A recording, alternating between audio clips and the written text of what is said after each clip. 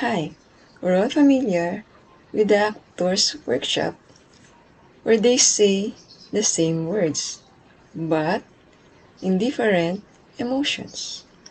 Today, let's try to do this using sign language.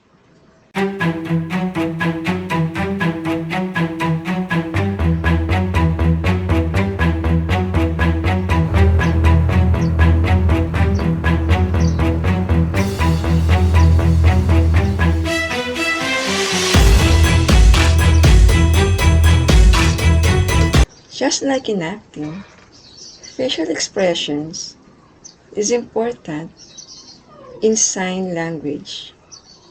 Hi, thank you for your continued support. Please don't forget to like, subscribe, and share.